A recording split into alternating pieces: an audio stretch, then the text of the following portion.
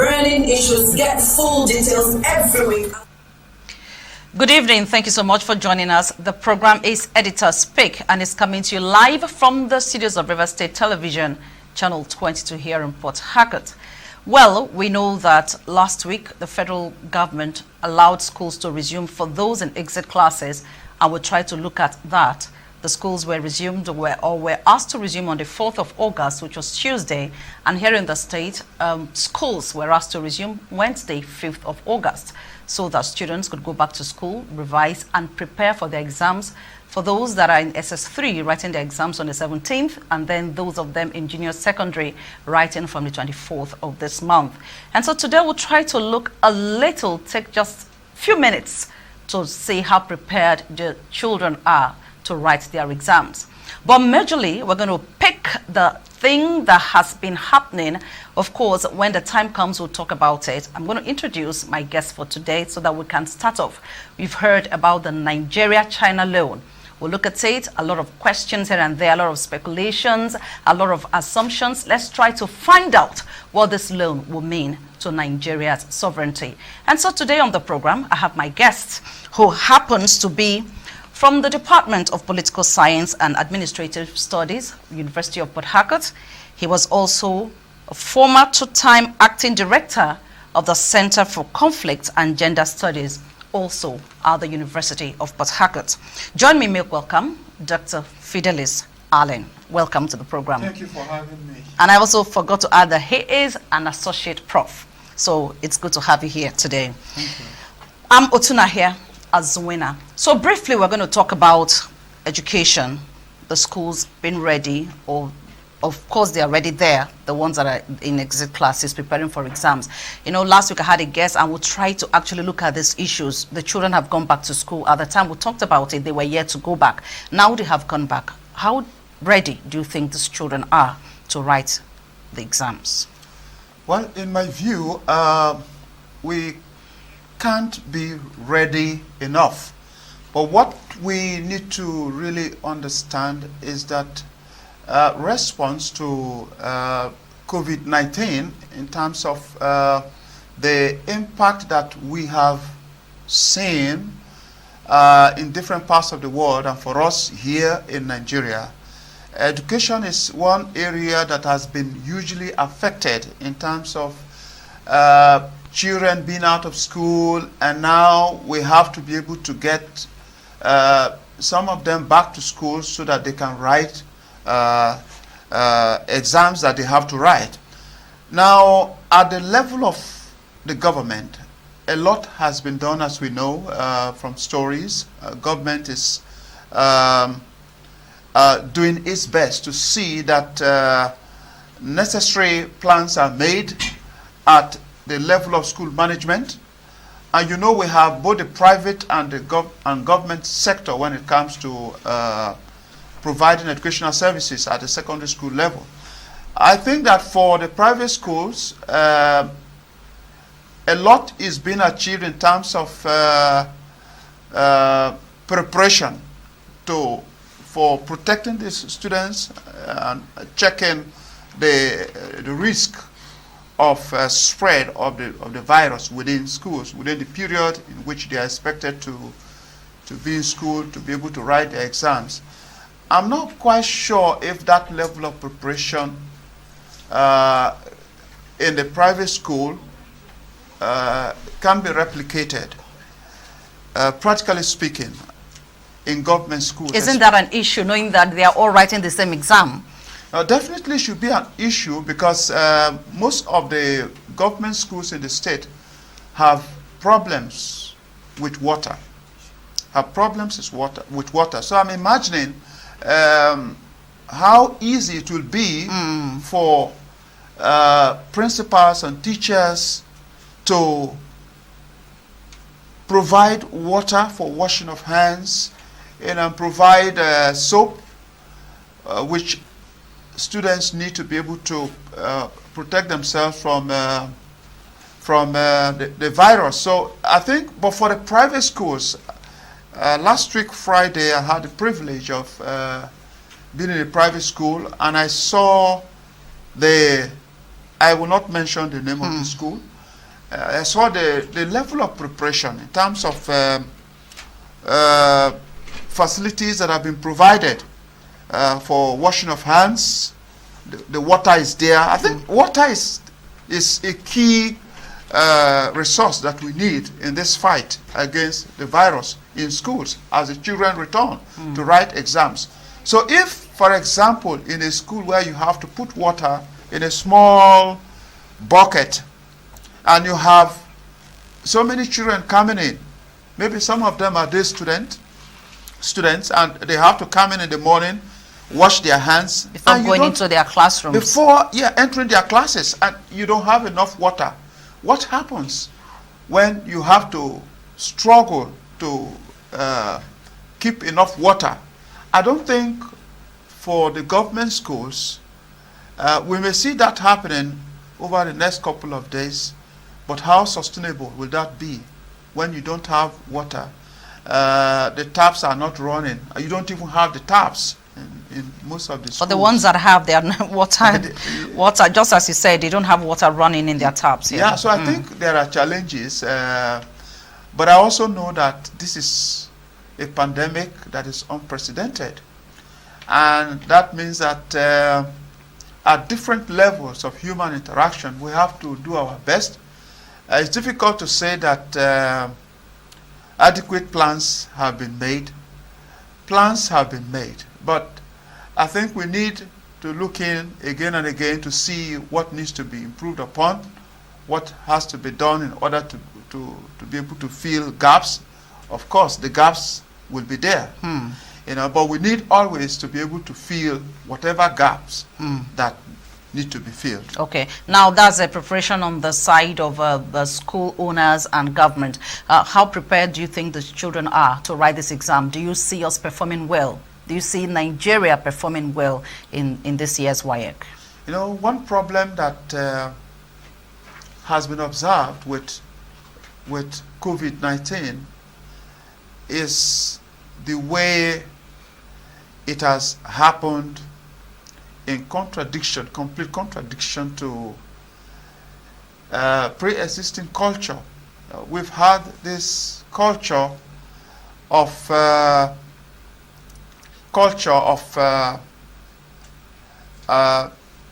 not washing hands regularly as a developing country.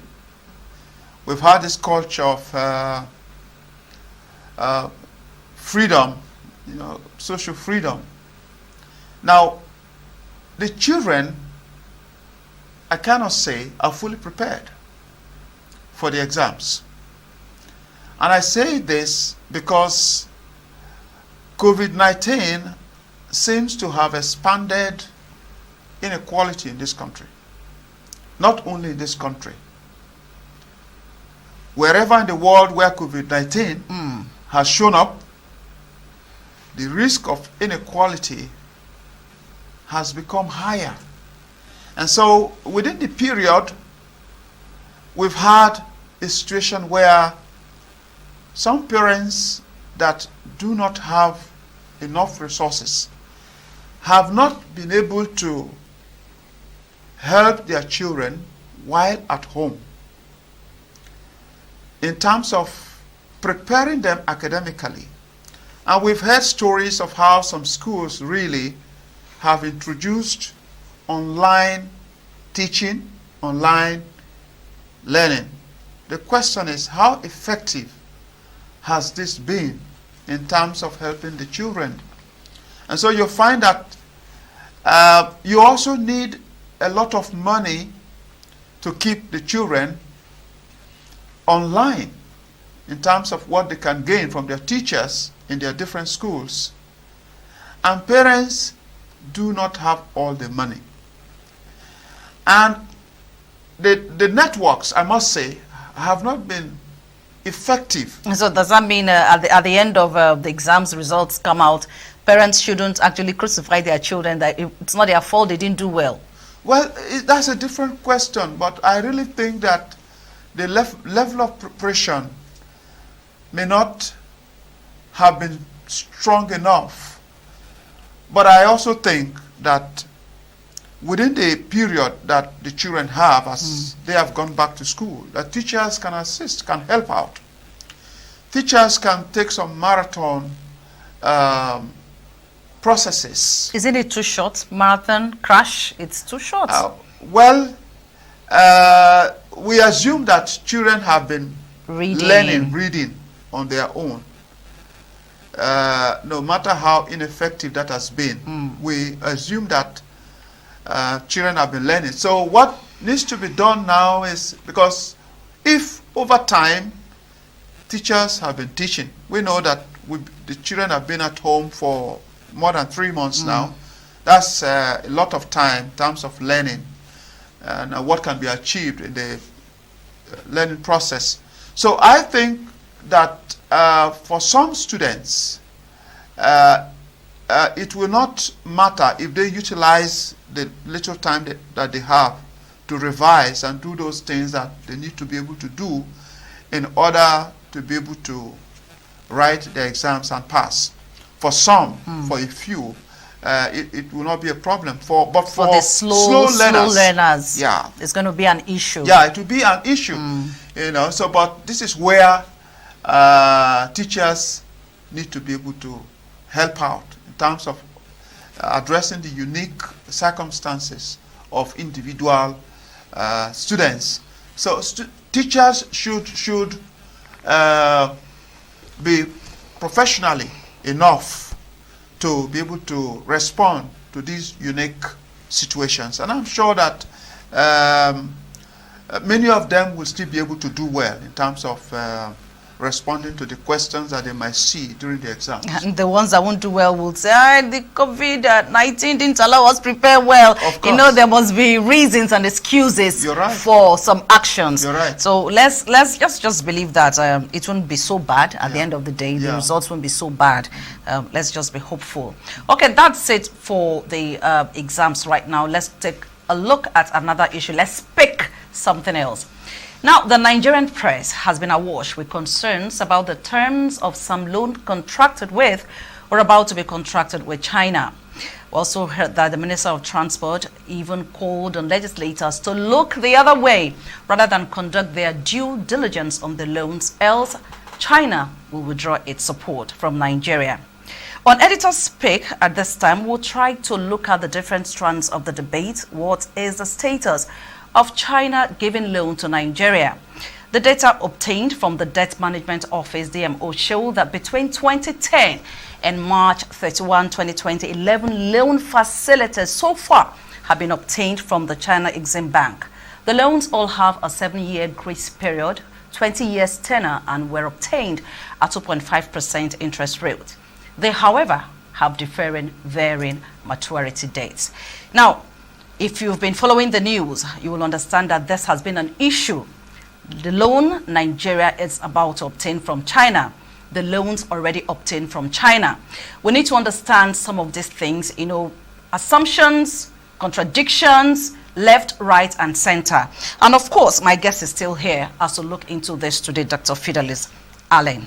So this, of course, you have been in political science for a long time, and I know that when issues like this come up, people try to follow up, and so that's why you're here, to let us understand better when we talk about sovereignty. Because as it came up, a lot of persons, oh, Nigeria is losing sovereignty to China. That has been the major theme. Let's take it from there. The loans Nigeria has been getting from China, before we even talk about the one they are yet to get, there's one on now, but the ones we've gotten, what are the implications? Well, let me start by saying that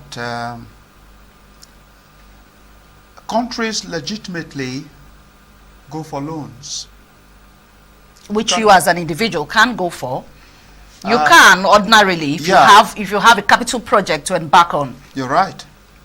And even Nigerian law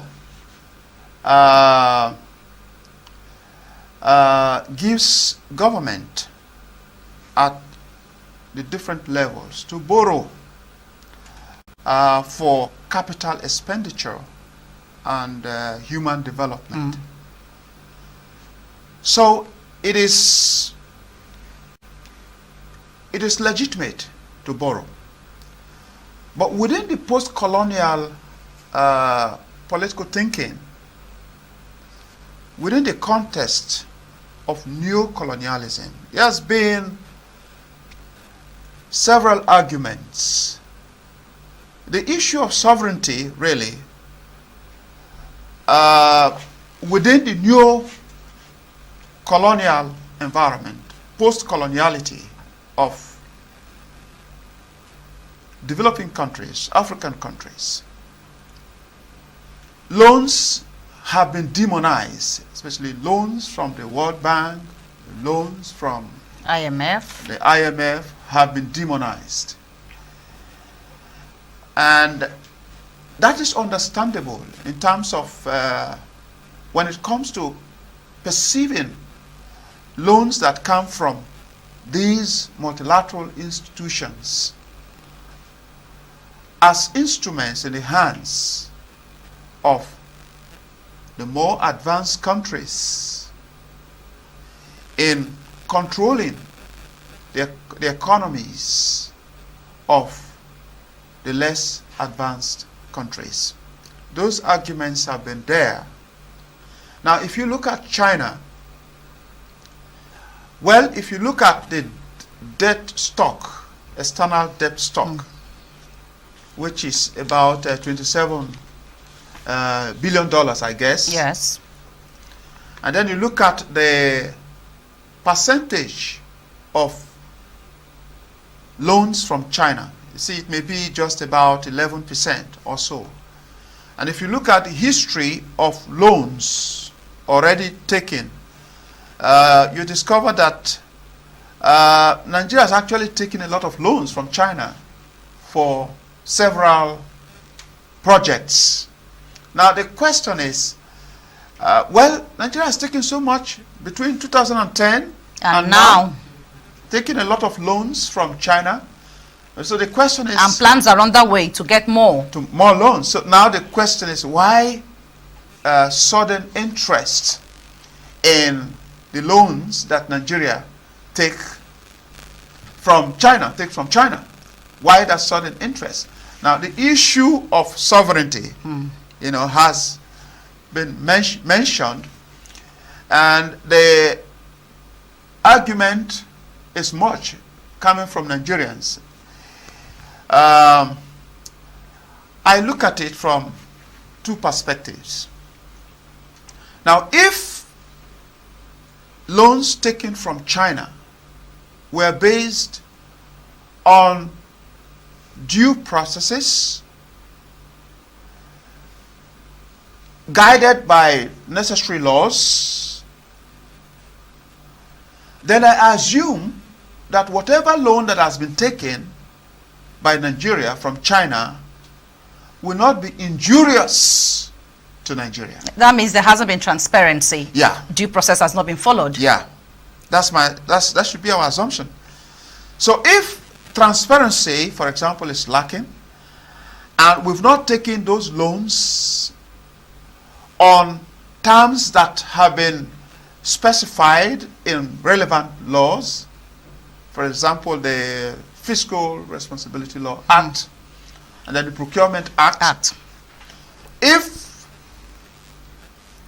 these laws have not been properly observed in the taking of loans from China, that there's a problem in terms of the burden, in terms of who will actually bear the burden of those loans, because loans are to be repaid, and the burden of repayment can be shifted from those who actually signed the deal to those who do not know anything about the deal.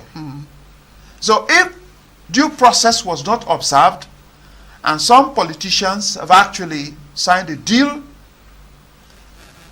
taken the loan, and mismanaged the money, that will not mean that the repayment will not be done. And what if we're not able to repay? That becomes another issue. And of course, it's difficult to think of China and think of countries that have been able to repay. or those that have not been able to repay. We have Sri Lanka, we have Greece, Australia. Djibouti, Australia. So if Nigeria is unable to pay, what happens? Because that happens to be the concern of so many Nigerians right now. Now, if there's nothing wrong in taking loans, like I said, because even America is one of the biggest debtors. There's nothing wrong in taking loans. Businessmen have to take loans. But you're taking loan, it's your agreement or the arrangement, everything is lacking transparency. Yeah, that is where the problem lies. Now, it's important for us to know the terms, the terms of the agreement, the deal, that Nigeria has with China. It's important. I'm not sure many people really know what is in that loan agreement. So if we know, because I also know that Nigerian law does not encourage loans that are not concessionary.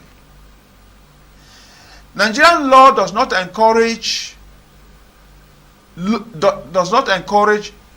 that are fundamentally market driven, which I think is what we have with China. Because I think China has strategic interest when it comes to relating with countries that they give loans. You see, the countries when They have interest in their natural assets. they have They yes, do. They do. But China didn't have the opportunity of colonizing countries. So is this aware of So we're in a new of taking part in a it? new age, and this is the new colonial age, and I know that for all the countries that China has given loans, much of the loan that China gives will be in kind, because China will not just give you loan and expect you to take the technology from some other country or maybe from the United States. If China gives you loan, then you have a responsibility to buy its knowledge and technology for that project, for that project for which the loan has been taken, to handle. So you discover that China has strategic interests and is using its financial and technological muscle, to penetrate countries. But come to think of it, Nigeria has already been taking loans from China. Nigeria has been taking loans from China. If loans are taken in the public interest on terms that are not excruciating, on terms that are not enslaving, there's nothing wrong. But we don't even know the terms here. Yeah. Because majorly, if Nigeria is going for such loans, as you said earlier, it should be for capital expenditure and human development. Yeah. But we don't even know the terms. All we know is that Nigeria has been taking loans from China, and one is underway. Of course, that's just one. So many can come after now. But there are so many concerns right now, because for countries that have not been able to pay, we know what they are going through right now. Of course, Kenya is suffering the same thing right now. You're right. So if it gets to a point where Nigeria cannot service the loans, because it's increasing by the day, where do you think that will leave us? Now, it's Especially our sovereignty, I'm so concerned about that. The issue of sovereignty. There's no question about the political sovereignty of Nigeria. China really cannot take over the political sovereignty. That's the one we're concerned about. Yes. I'm sure Nigerians have been itching to hear that. No. China cannot take over the political sovereignty of this country. But I think the area that people are concerned about is the economic aspect of the sovereignty that we have. Because if someone is controlling your economy, it's likely that your political sovereignty will be whittled down, will be undermined. Okay. So, but now, what I really think is, it's difficult to guarantee Nigerians and even China repayment of whatever loan that we have taken and we are about to take. It's difficult to give that guarantee. The reason is that the projects for which our time is up, so I'm just going to give you a few seconds to wrap it. The projects for which loans are being taken cannot generate the revenue that is needed in good time to be able to start repaying and giving that guarantee that it will be sustainable and the payments will be completed. It's difficult. Why? Because you're talking about a country that depends on oil. And now oil really has a problem in terms of its fluctuating price at in the global market. So it's difficult to say that Nigeria will continue to generate enough foreign exchange to be able to offset loans that have been taken if the projects for which those loans were taken cannot generate enough revenues. And that is a problem. To pay back. Yes. Okay, our time is up. The director has been giving us signs to wrap it up at this time. We have so much to talk about because, yes, I know I have a lot of questions to ask on this Nigeria-China loan issue. But this is where we have to draw the curtain on the program for today because of time. We can talk and talk and you know that it becomes inexhaustible because this is what affects our politics, it affects our economy majorly. And as Nigerians, we should be concerned. Of course, you have cleared the air. It has nothing to do with our sovereignty. But we know that our national assets somehow will be affected if at the end of the day Nigeria is not able to clear up the loans. All right, well, thank you so much for being part of the program today. I've been talking with Dr. Fidelis Allen. Dr. Fidelis Allen is of the Political Science and Administrative Studies Department at the University of Port Harcourt, and together we've tried to look at the issue of resumption for students in exit classes in secondary schools, and of course, the Nigeria-China loan. Well, thank you so much for being part of this. Thanks for having me. We hope you come next time when we pull you out like this. Definitely. Okay. I will always want to come. All right. The program has been Editor Speak, and it's been on your station live, on the station, RSTV Live, from when we started till now. Remember to join us next Sunday, God willing. I'm Utuna here as Zwena. Bye for now.